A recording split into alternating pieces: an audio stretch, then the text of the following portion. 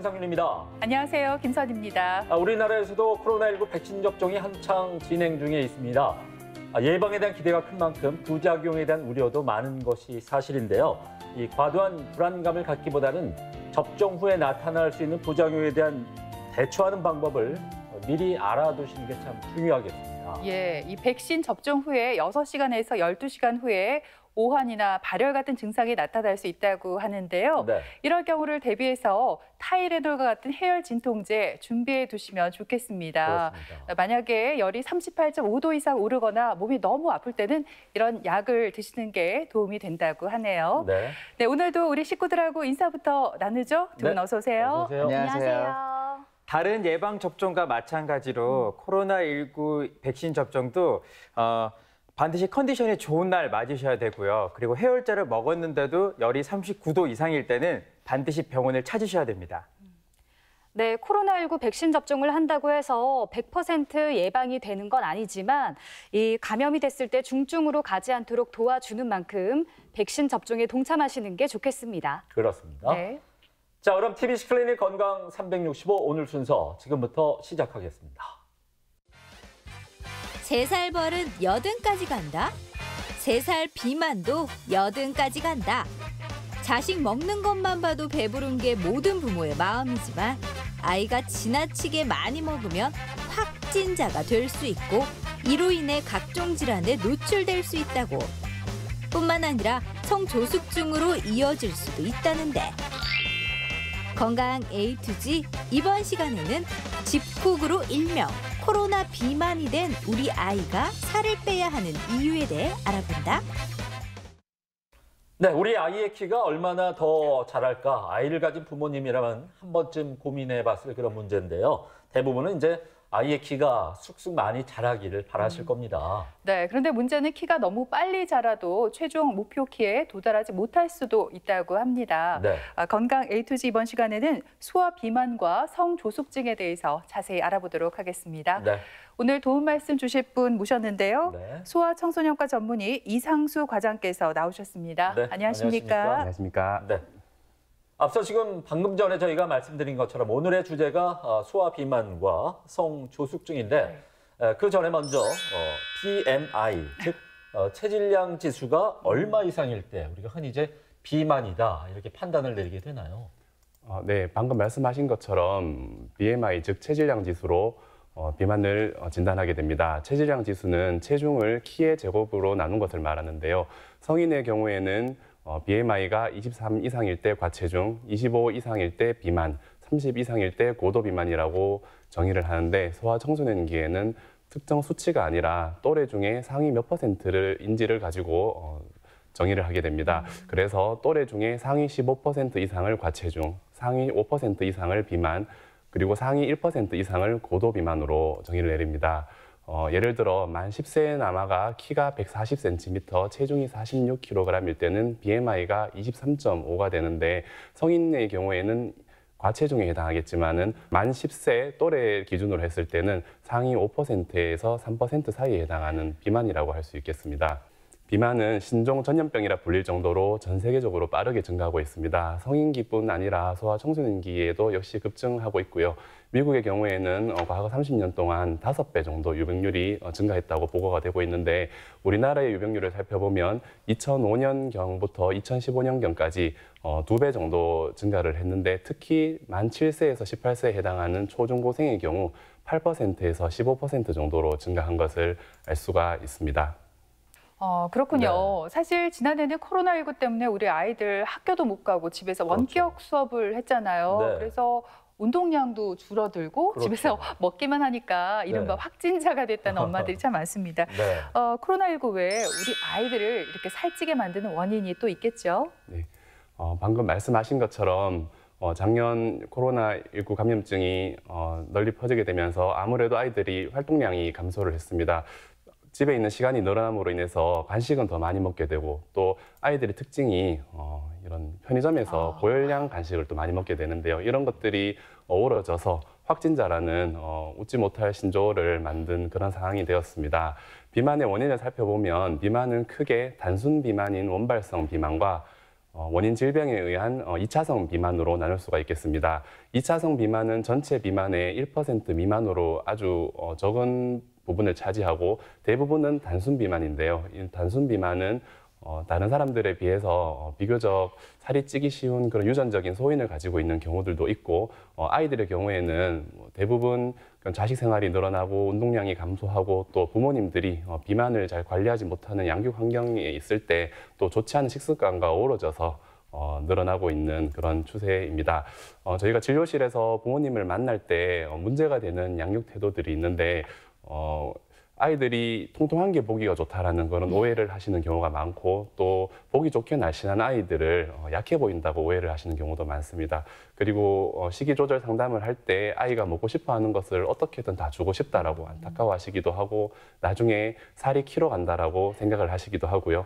그리고 식이 조절을 하게 되면 아이가 면역력이 떨어진다고 오해를 하는 경우도 많이 있는데 다음과 같은 소아 비만의 그런 문제점들을 잘 아신다면은 경각심을 기울일 수 있을 것입니다.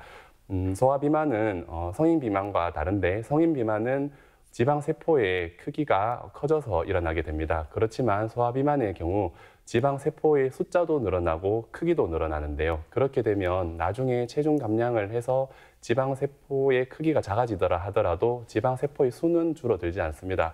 그렇기 때문에 살을 빼고 나도 다시 그리고 더 잘 찌는 체질이 되는 게 문제라고 할 수 있겠습니다. 청소년기 비만은 영유아기 때부터 경각심을 가지실 필요가 있는데 영유아기 비만이 학동기와 청소년기와 성인기를 거쳐서 계속해서 비만이 되고 있는 경우가 많고 특히 학동기 이후의 비만의 50% 이상이 성인기로 진행이 된다고 보고되고 있습니다. 그래서 이러한 비만이 평생의 건강을 좌우한다는 생각으로 부모님들이 자녀들을 잘 돌보아 주셔야 되겠습니다. 나중에 많이 먹으면 이렇게 살이 쪄도 키가 된다라는 말이 있잖아요. 근데 저 보세요. 결과물이 좋지는 않더라고요. 38살인데 아직도 키가 안 크고 있습니다. 미스테리한데 무조건 우리 아이의 건강을 생각해서라도 이제 많이 먹이시는 건 안 좋을 것 같아요. 소아 비만의 문제가 과장님, 소아 비만에서 끝나는 게 아니라 다른 합병증을 유발할 수 있다고요? 네, 그렇습니다. 예, 소아 청소년기의 비만의 합병증은 우울증과 자아존중감의 결여, 사회성 결핍과 같은 정신과적인 문제로부터 또 코골이와 수면무호흡증, 고혈압, 지방간, 고지혈증, 피부 이상, 당뇨병, 뼈와 관절의 장애, 성조수증과 같은 신체적인 2차 합병증까지 아주 다양한 합병증을 나타내게 됩니다. 그중에서 특히 고혈압과 지방간, 고지혈증 그리고 당뇨병과 같은 것들을 대사증후군이라고 하는데 이 대사증후군을 조절하는 것이 소아 청소년기 비만 치료의 가장 중요한 포인트라고 할 수 있겠습니다. 대사증후군은 복부 비만, 이상 지질혈증 그리고 혈압 조절의 이상과 당 조절의 기능의 이상을 가지고 진단을 하게 되는데 이 각각의 하나하나가 대사증후군의 진단 기준이기도 하지만은 서로가 서로에게 영향을 미쳐서 이것을 적절하게 관리를 해주지 않는다면은 악순환을 일으키게 됩니다. 그래서 이것이 나아가면 고혈압, 당뇨, 지방간, 고요산 혈증과 같은 대사합병증이 나타나게 되고 또 나아가서는 심근경색과 뇌경색과 같은 그런 심뇌혈관 질환까지 일으킬 수 있는 아주 무서운 합병증이라고 볼 수 있겠습니다. 그 다음은 흑색가시 세포증이 있는데요.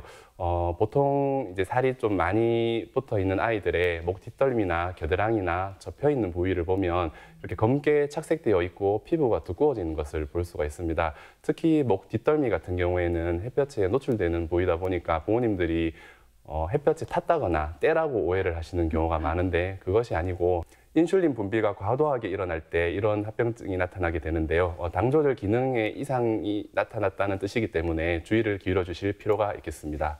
다음으로 주의를 기울이셔야 할 것은 비알코올성 지방간 질환입니다.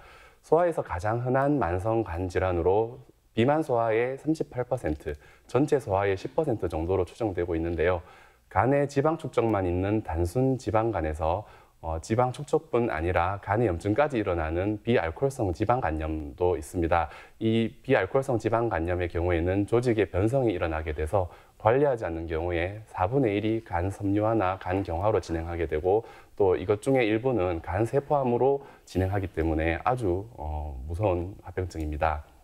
전반적인 지방간의 경과를 살펴보면 건강한 간에서 단순하게 지방 축적만 일어나는 지방간의 단계를 거쳐서 염증이 일어나는 지방간염 단계가 되고 이것이 진행이 되면 섬유화와 경화까지 진행이 되게 됩니다.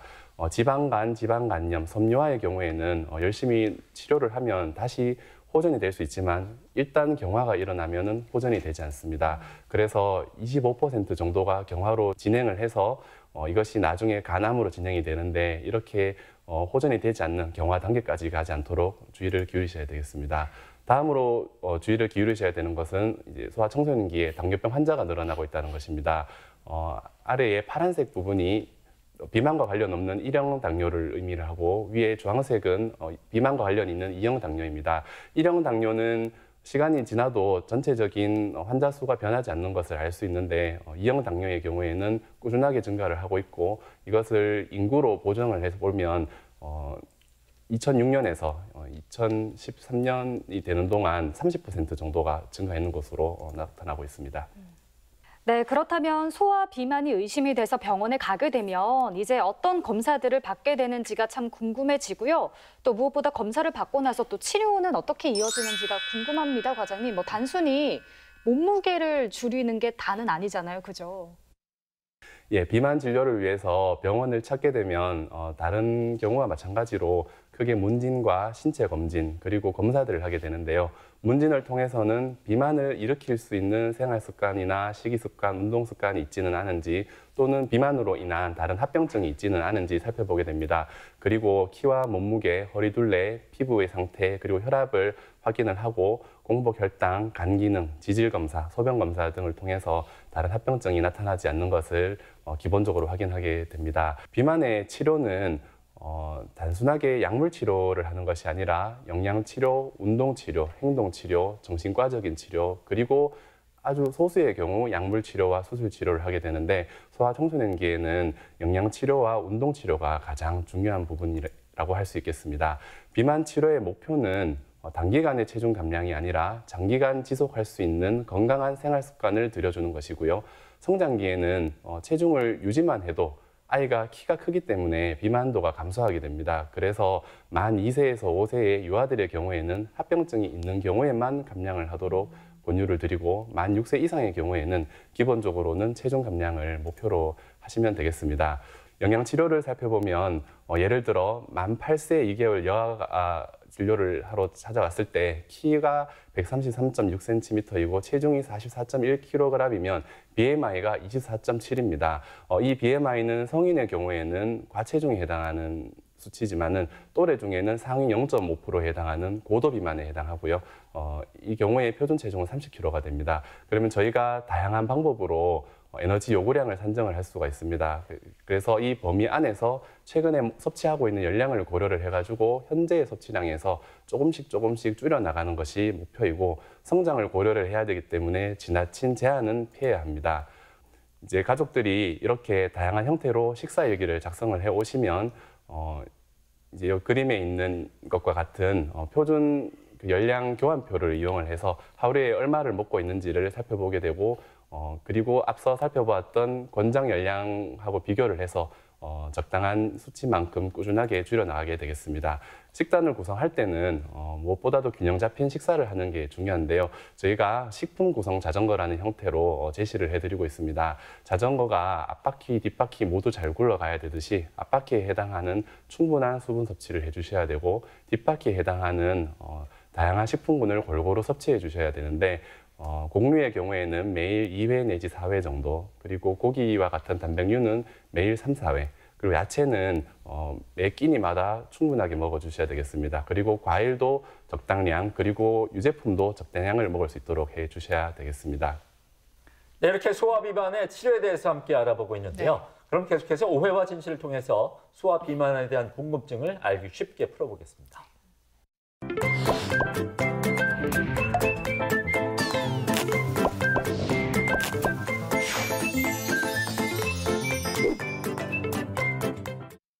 아니 서준이는 어쩌고 니 혼자 왔노?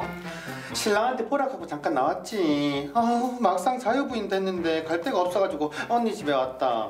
아니 살 왜 이렇게 쪘노? 머리는 그게 뭐고 목소리는 또 왜 까고? 언니도 애 키워봐라. 그게 말처럼 쉬운 줄 아나? 내가 살찌고 싶어서 살쪘나? 그 서준이 먹다 남긴 거 내가 먹고. 그러다 보니까 살도 찌고 머리도 자꾸 머리 잡아당기고 하니까 내가 머리도 뽑고 그냥 그렇게 했지. 이게 제일 편하더라. 아 진짜 아줌마. 하긴 애 키우는 게 보통 일이가 힘든 거 다 안다. 그래도 서준이 어린이집 가니까 좀 낫다. 벌써 어린이집 가요? 네, 제가 일을 하니까 이번 달부터 그냥 어린이집 보냈어요. 아니 다들 요새 다 맞벌이 하는데 2돌쯤 되면 어린이집 많이 보내요. 와 시간 진짜 빠르네요. 와 서준이가 벌써 3살이라니. 맞다. 그때까지 키우느라 진짜 고생했죠. 엄마들이 고생이 많지 뭐. 야 근데 진짜 시간 빠르네요. 그럼 3살인 거잖아요. 그쵸. 2년 바짝 고생하니까 애도 크긴 크네요. 아, 그나저나 언니야. 내 엄마 때문에 진짜 속상해 죽겠다. 왜? 아니 엄마가 환갑 넘어서 애 키우는 게 힘든 건 알겠는데 아니 엄마 힘들다고 한참 뛰노는 애 보고 자꾸 앉으라 하고 뭘 먹어야 앉아 있다 하니까 끊임없이 애한테 뭘 먹인다 아이가. 야, 엄마 무릎 아프신 거 알잖아. 그건 어쩔 수 없지. 그건 알지. 그래도 이제 2돌밖에 안 된 거 그것도 남자애가 어른이 앉으라 한다고 앉아있나. 에너지가 넘쳐가지고 막 이리 뛰고 저리 뛰고 애가 뛰는 게 당연한 건데.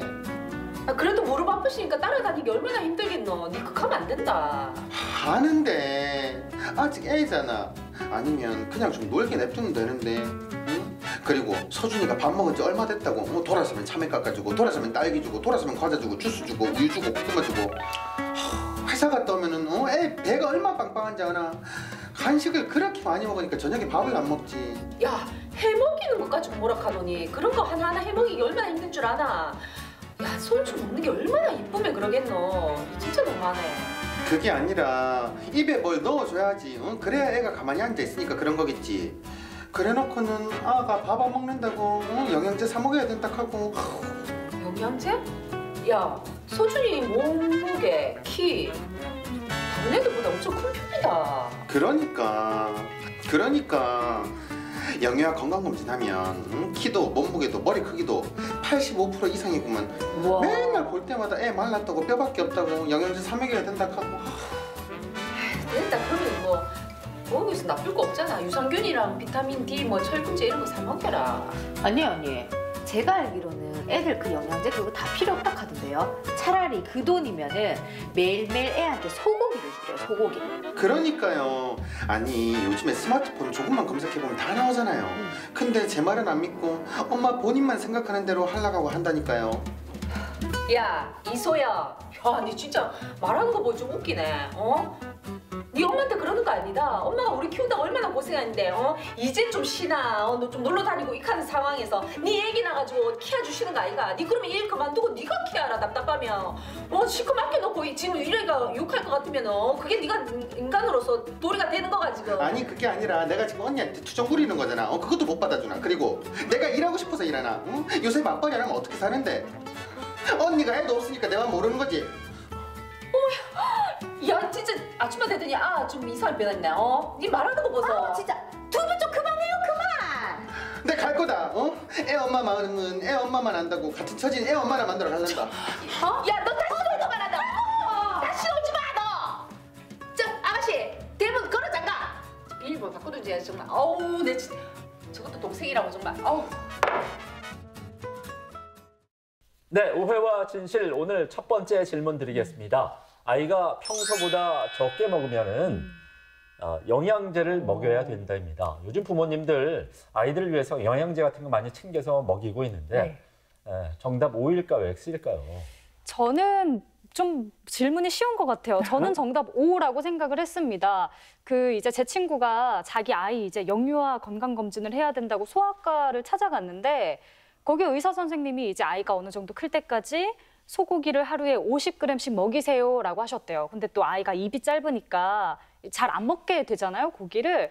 이럴 때 뭐 소고기를 안 먹으니까 뭐 철분제 이런 영양제를 좀 같이 먹여야 훨씬 도움이 되지 않을까 싶더라고요. 저는 정답 O라고 생각을 했어요.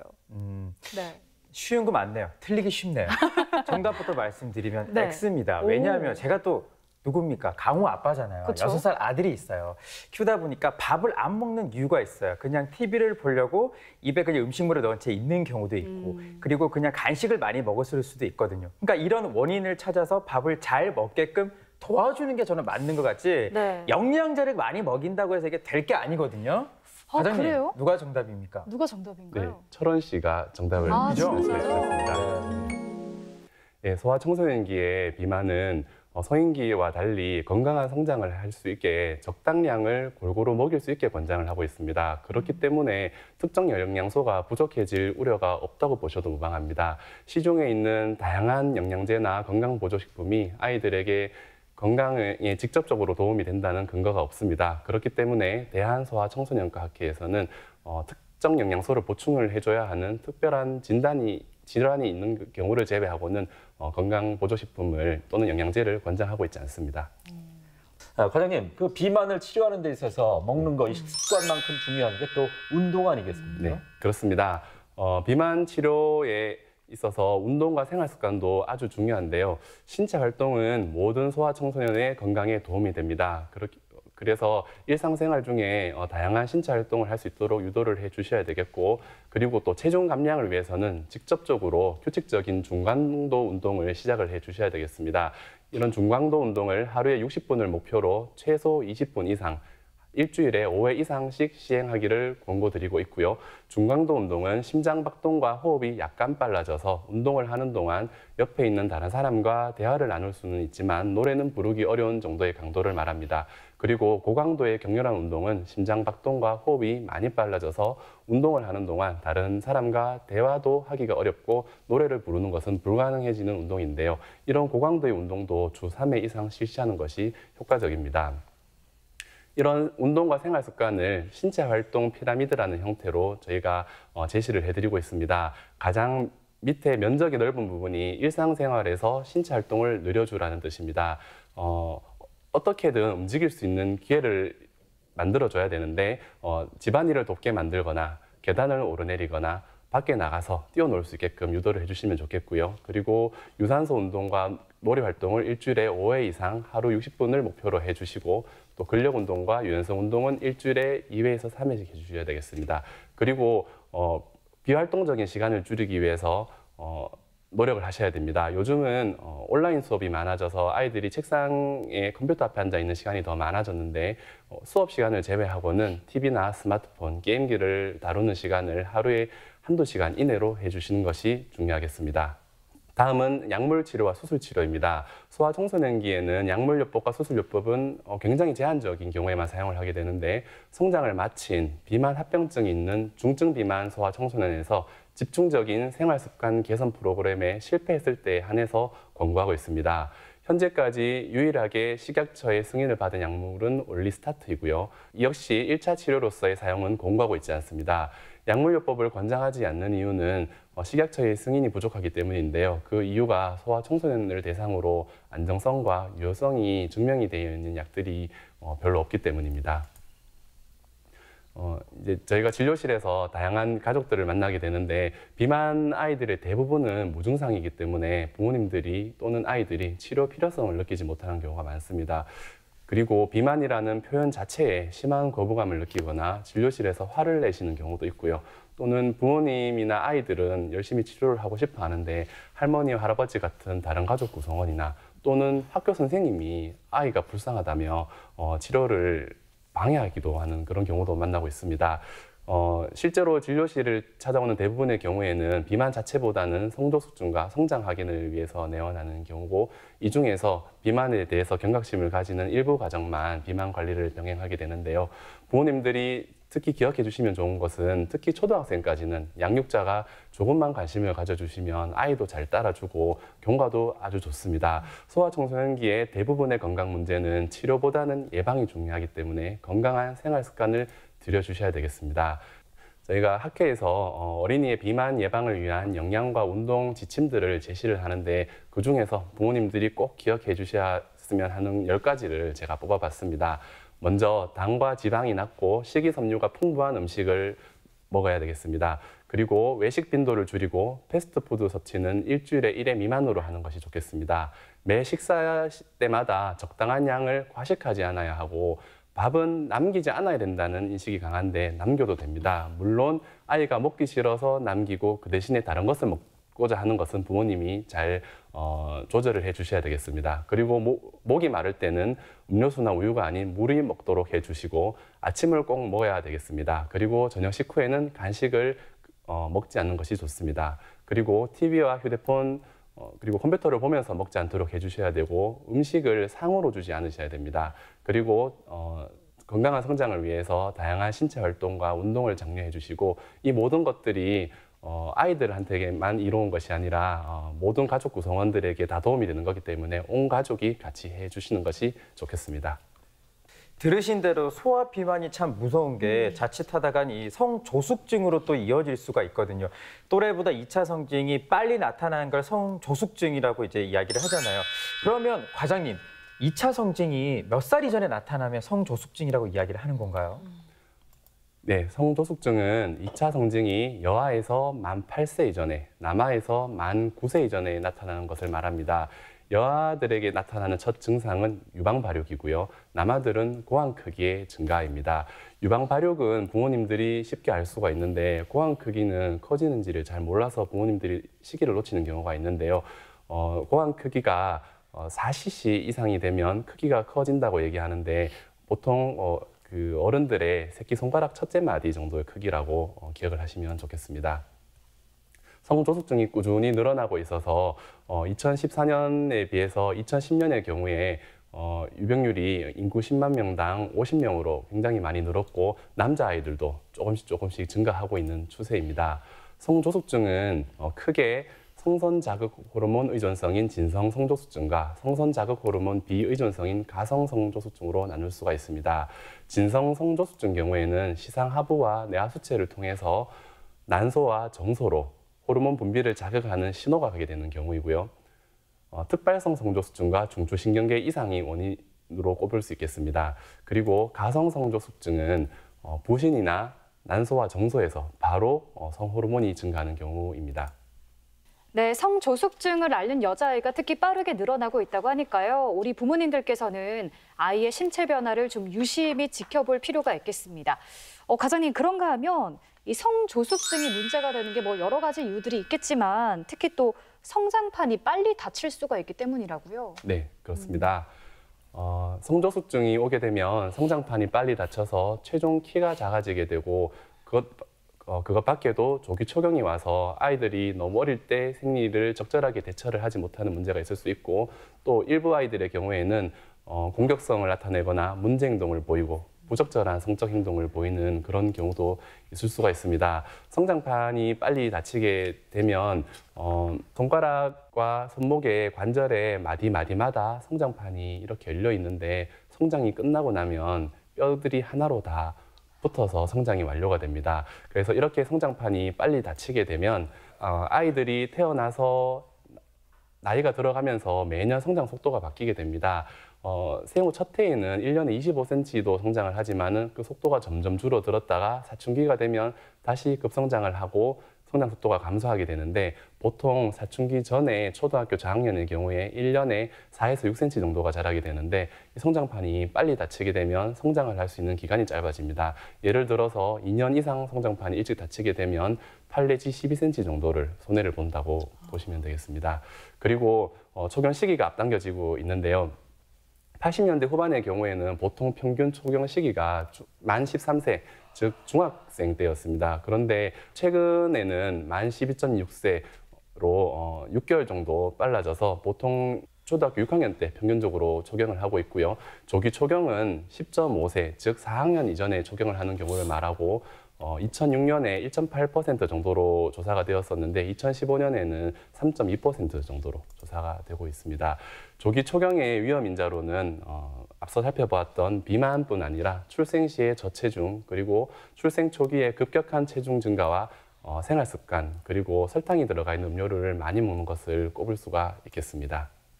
네, 그리고 또 성조숙증 치료를 받을 때 과장님 미리 알아둬야 될 사항들이 있다면 어떤 것들이 있는지 좀 알려주시고요. 또 부모님들께서 보통 어떤 부분들을 가장 많이 궁금해들 하시나요? 요즘은 성조숙증에 대한 관심이 아주 많이 늘어나 있습니다. 그런데 부모님들이 성조숙증 치료에 대해서 잘못 알고 계시는 경우가 많은데요. 우선 성적수증은 키를 키워주는 치료가 아닙니다. 그리고 대부분은 자연스러운 사춘기 발달 과정에 있는데 부모님들이 무조건 두려워하시고 미뤄야 된다고 생각을 하심으로 인해서 꼭 치료를 하지 않아도 되는 경우에도 치료를 받게 되고 자녀들이 이런 자연스러운 2차 성징에 대해서 부정적인 인식을 가지게 되는 경우가 많습니다. 그렇기 때문에 적절한 교육을 해주시는 게 좋겠고 그리고 무엇보다도 건강한 성장을 위해서 단순한 성적수증 치료보다는 체중과 생활 습관에 더 큰 관심을 기울여 주셔야 하겠습니다. 비만 치료에 거부감을 느끼고 관리를 잘 하지 않는 가정의 경우에 성적수증 치료 효과가 떨어지기 때문에 비만 치료를 같이 해주셔야 되고요. 성적수증으로 나타나는 정신사회적인 영향은 치료를 해도 반응이 없는 경우가 많습니다. 그렇기 때문에 가족들이 바람직한 양육 환경을 만들어 주시도록 노력을 해 주셔야 되겠습니다. 진료실에서 자주 듣는 질문들이 있습니다. 콩, 두유, 두부 같은 것을 먹으면 성적수증이 일어나는가인데요. 콩에는 식물성 에스트로겐이 함유되어 있는 것은 사실이지만 일상적인 양으로는 성적수증이 생기지 않습니다. 그렇기 때문에 걱정을 하지 않으셔도 좋고요. 환경 호르몬은 내분비계 교란 물질이라 해서 예전부터 다양한 건강 문제의 원인으로 지목은 되고 있습니다. 그렇지만 어떤 환경 호르몬이 얼마나 노출됐을 때 성적수증이 오는지는 밝혀져 있지는 않지만은 일상생활에서 조금씩 노력은 해주셔야 되겠는데요. 가급적이면 아이들이 성인들의 화장품을 쓰지 않도록 해주시고 인스턴트 음식들은 적게 먹는 것이 좋겠습니다. 그리고 성적수증 치료가 불임을 유발한다는 걱정을 하시는 분들이 있는데 그것이 아니라 성적수증 치료를 하지 않았을 경우에 불임률이 높아지고요. 그리고 성적수증이 오면 여자아이들의 경우 에스트로겐에 노출되는 기간이 길어지기 때문에 유방질환이나 자궁 내막 질환의 위험이 높아지게 됩니다. 그래서 성적수증이 진단이 됐다면 두려워하지 마시고 적절하게 치료를 하시면 좋겠습니다. 그리고 치료를 하게 됐을 때 키가 크지 않는 것이 아니고 사춘기 급성장이 다시 사춘기 이전에 일반적인 성장 속도로 되돌려주는 것이기 때문에 키가 크지 않는 것에 대한 걱정은 하지 않으셔도 좋고요. 초경을 하고 나면 키가 얼마나 크는지 궁금해하시는 경우들이 있는데 이것은 아이들마다 다 다릅니다. 초경을 할 무렵의 성장판마다 앞으로 초경을 할 무렵의 성장판 상황에 따라서 아이들의 클 수 있는 키가 다 다르기 때문에 상황에 맞춰서 설명을 드리고 있습니다. 네, 이렇게 키와 체형은 유전적인 요인도 크지만 후천적인 요인에 의해서도 많이 좌우될 수가 있습니다. 규칙적인 운동과 균형 잡힌 식습관 그리고 밝은 마음가짐으로 우리 아이의 몸과 마음이 쑥쑥 잘 자라게 해주시길 바라겠습니다. 네, 지금까지 이 시간 도움 말씀에 소아 청소년과 전문의 이상수 과장께서 수고해 주셨습니다. 오늘 네, 말씀 고맙습니다. 고맙습니다. 감사합니다.